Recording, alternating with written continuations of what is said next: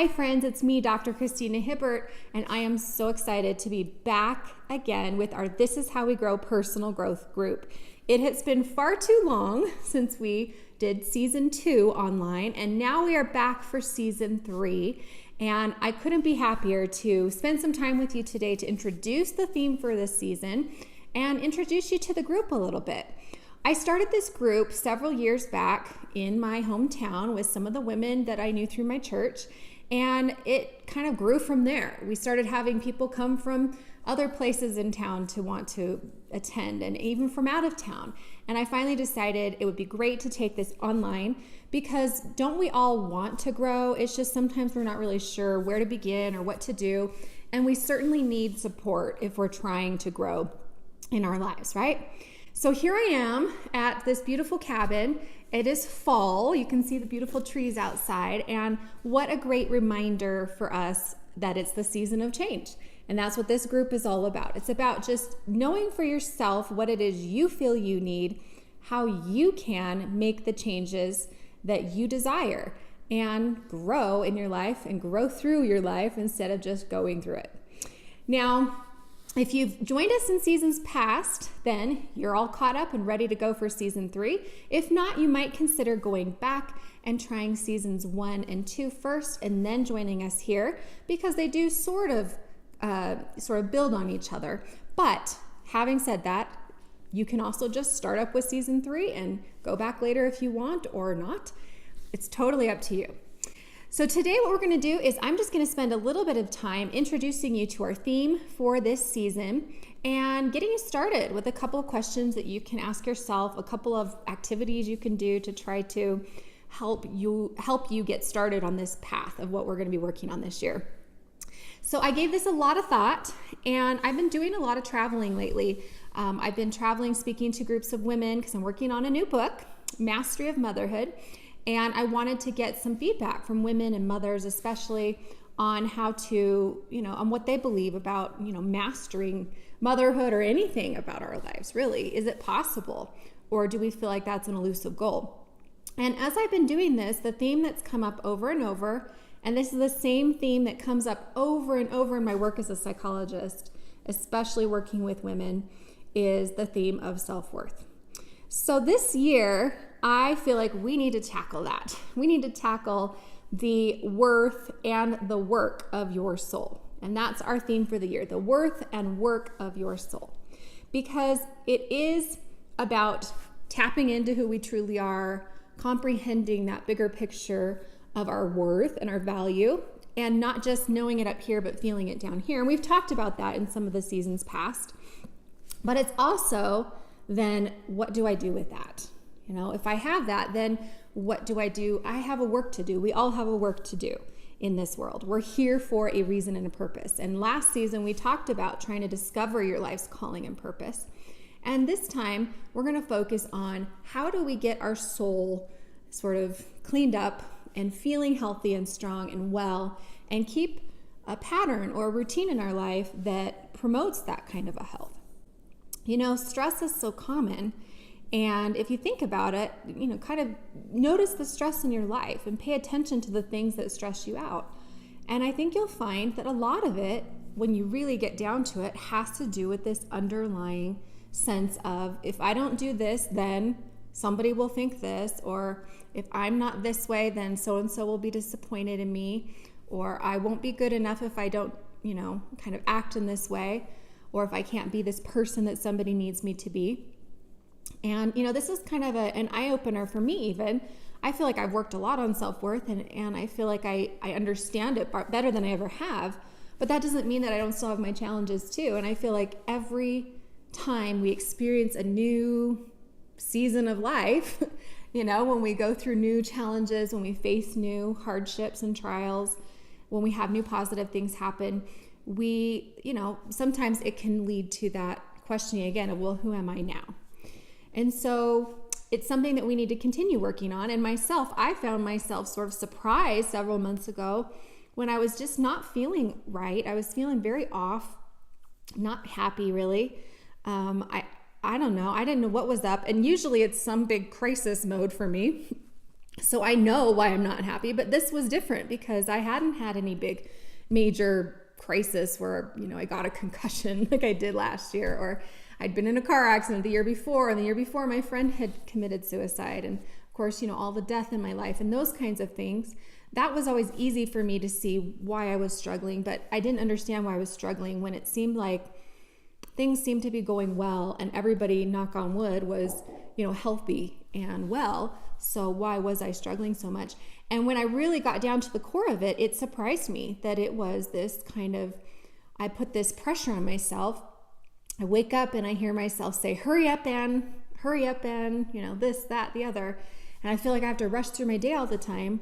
And that if I don't, therefore what? And that's the question. Therefore what? Right? So if you notice these things about yourself, that's a great question to start with. I have to do this. I need to do this. I should do or be this way. And if not, then therefore what? And for me, my therefore what was, if I'm not rushing through, then I won't get everything done. Therefore what? Therefore I will let people down. Therefore what? Therefore I won't be the person that they think I am. Therefore what? Then I'm not the person that I want to be. I'm not that idea of myself in my head.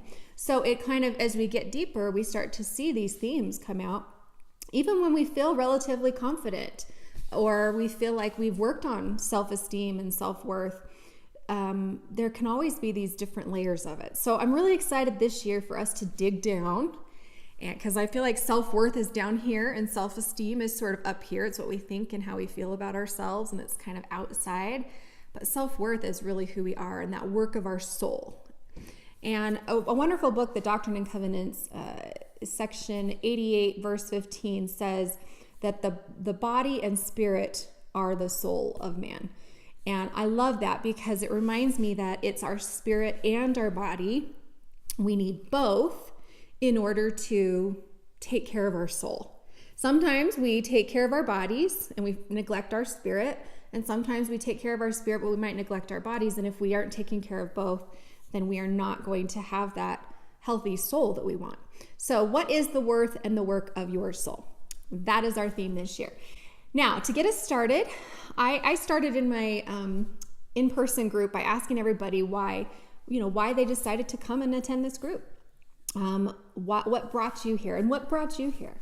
So that's the first question. You can write that down. I suggest getting a little notebook of some sort to keep all of your ideas in. I have one for the group. That's a great way to keep everything together that you're working on. Or you can do this in your journal if you have a journal, or if you're not a writer, you don't have to write it down, or you could do it on your phone or device. That's another great way to keep it in your notes. But number one, what brought you here? What are you needing in your life? What are you feeling like you need to change, or how you'd like to grow, or what are you hoping to gain? And I would love you to share this on our Facebook group. So no matter when you join us in this group, and you might be doing this video a year or 2 or 3 from now, I would love you to go and share it with the group on Facebook. So if you look up This Is How We Grow Personal Growth Group on Facebook, or hopefully there should be a link for that with this video, you can join the group and post some of these answers so that you can start a discussion with others who are maybe in the same position or feeling the same way you are.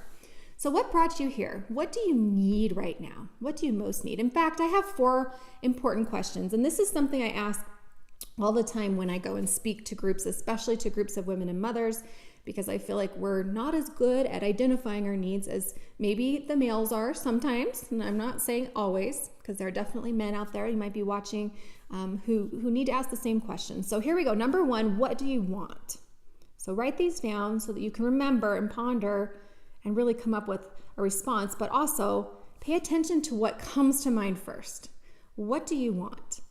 Number 2, what do you need? And again, listen to those whispers, that spirit that whispers and tells you an answer. And if it's not there, that's okay. Maybe you need to actually give it a little bit more time and thought, and that's okay. That's good. So what do you want? What do you need? Number 3, what do you crave? The first time I was asked this was many years ago.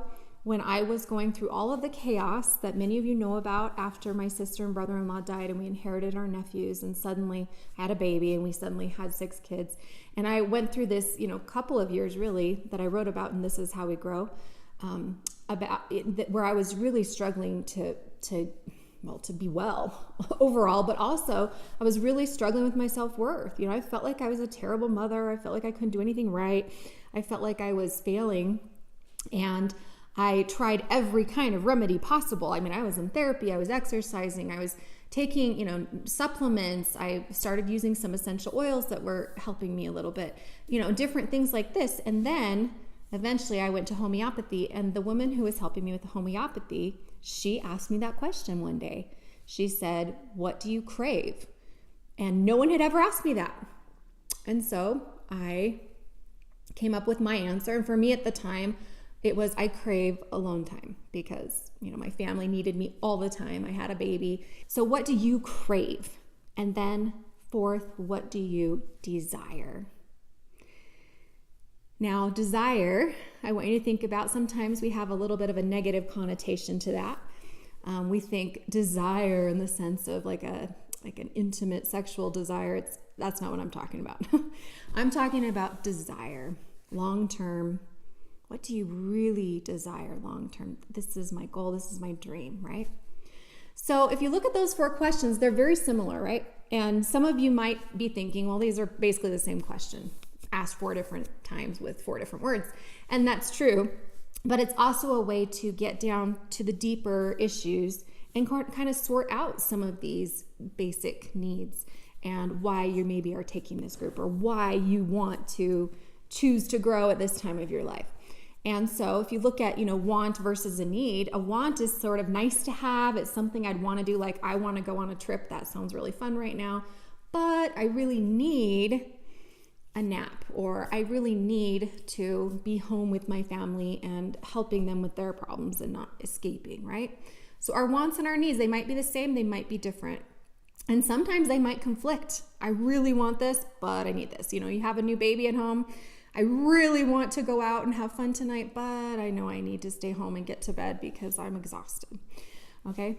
And then what do you crave? To me, that's more of a deep yearning, kind of it's just like a core need. It's that deep down, dark need. I need this now. Like, if you are truly exhausted, you need a nap. You need a break. That's what you crave. Sometimes it's something like chocolate too, right? So we got to be careful with our cravings, but that's a good question to ask yourself once in a while. And then finally, desire. What do you dream of? What do you look forward to in the future? What do you desire long term? And can you see it in your head? That's a great question too. So once you ask yourself these questions, you're on the road to a little bit of soul searching. And that is our first step. Our first step in self-worth is self-awareness. And it's also, if we talk about soul searching, that is self-awareness. You're trying to become more aware of who you are, what you need, what you like, what you don't like, what you want to change, what you want to keep.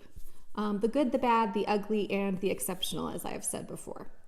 And so how do we do that? We can ask these questions and start to search your body and your spirit, because that's our soul. So some suggestions for some things that you can do to work on this is to just keep a list. Each day, at the end of the day or at the beginning of the day, write down some of the things in your mind that you are feeling like you need in your life, you want in your life, you crave, you desire, things that just pop up that might even seem random. Also, paying attention to the signals that your body is sending you, especially for the physical needs. Suddenly you're having pain in a certain part of your body, or you aren't sleeping, or maybe you are feeling like you are too stressed and you need to slow down, but you haven't. These are all signs that your body gives you. Depression is a sign of your body saying, whoa, we need to change something. What we're doing right now isn't working. Something has to change. And to me, that's the beauty of our body, is that we can heed the call of the body if we listen. But the tragedy is, most of the time, and in our world, it's just the way it is, that we just push through it. The body's saying, stop, slow down, you can't do this. And we're going, be quiet, I'm going to do it anyway. And we just push and plow forward, right? So being able to listen to our body and keep a note or keep track or just write in your phone some of the things that come up, whether it be a thought about, I wonder about this, it might be something that I'm dealing with. Or, you know what, I was feeling this emotion and this is something new for me. I haven't really felt this before. It hasn't been something that I've experienced lately. What was that all about? And maybe keeping track of those things. Another way that you can do that is to use a thought record. And I know that we've talked about this before in seasons past a little bit, but I will be teaching you more about how to use a thought record. And you can just get started by going to my website. You can go to drchristinahibbert.com and type in thought record, and it should pull up some articles and downloads of the thought record. But another great way is to go to exerciseformentalhealth.com. So exercise number 4, mentalhealth.com. That's for one of my books. And on that very page, you can find thought record 1, thought record 2, and some videos to help you learn to use them. So in the meantime, if you don't know how to use a thought record or you don't want to get started until I really get into it, that's totally fine. You can wait till our next lesson. But also, if you want to get started, it's really simple to just start keeping track of, these are the things I'm thinking and these are the things I'm feeling and this is how strong I'm feeling it in these situations. And that's another great tool that you can use to just keep track of things and try to become aware. And when I'm working with clients on this, I usually just say, if you're using a thought record or however you're trying to just pay attention, the goal is not to judge. And there is a difference between judgment and discernment. Okay, so we don't want to judge ourselves or others for that matter, but we still need to discern. So a lot of people think, oh, well, we shouldn't judge. That means we should never disagree or we should just go along with what anybody says. No, that's not at all. But we shouldn't judge ourselves in the sense of, bringing ourselves down. Having that voice in our head that says, oh, you did this and it means this, right? We don't need that part of it. That second part, we'll work on that later. Right now, what I want you to try to work on is, you just did this. And try to respond in this way, interesting, or I don't really like that. I'm going to put it on my list, okay? So that we're not judging ourselves, but we're discerning between the things that we like and the things that we don't like, between the good and the not so good, the bad and the wonderful and the exceptional, right? In ourselves. So we don't need to be punitive and judgmental, but we do need to discern and to see, just like shining a light in a dark room. And that's another great way to do this too. Sit back and imagine that you're in a very dark room and the dark room is your soul. And turn on a flashlight and let it just kind of watch as it looks around in your soul and see what you see. What lurks in the darkest corners? What's jumping up right in front of you? That's another way to start to become more self-aware and to do that soul searching that will get us started on this path. I think there's a term that I heard not too long ago from a book I read, and the author was talking about hustling for her worth. And I think, she was talking about like hustling as far as like trying to do the job the perfect way, but it really stuck with me. How many of us are hustling for our worth? Hustling as far as like running faster than we have strength, or hustling, tap dancing and doing a show for somebody to try to prove something that maybe, not even maybe, but that we don't need to prove. If we have that true self-worth, we don't need to have the show. We don't need to have the hustle. We can just move through life at our own pace in our own beautiful way. And that's our goal for this year. So we will be working on things like self-care and the fact that self-care does not mean me first or me only, but it means me too, right? So me too. We're going to work on that. And we're going to do some excavation of ourselves, of our body and our spirit. And then when you excavate, then you can restore, right? So we will be restoring the good, the things that we want, the things that we desire, and hopefully you can start to get to where you want to be in that vision. We're also going to be working on emotions, because I think a big part of our self-worth and our beliefs in ourselves, it's our thoughts up here, but they're so linked to our feelings. And I think a lot of times we focus a lot on our thoughts and we don't know what to do with the feelings. So I want us to use this kind of model of, yes, we're going to look at our thoughts and what we think about ourselves, but then how do we change how we feel? Because that's something that can be very powerful as well, and something that I think is a great tool to have in your little toolbox. Our goals for now are to go back through the things that I suggested, those questions. You can work on the thought record or just keeping notes of the things that you notice about yourself over the next period of time until we have our next lesson, which will be in about a month. And in that period of time, I want you to come up with a really good list. And if you want to go back through and start to kind of organize and say, you know, these things are important and these things don't feel as important, you can do that too. You can go back and put a little A, a B, and a C next to things. Like A is the most important thing I need to work on, B is the next, and then C would be sort of nice to do.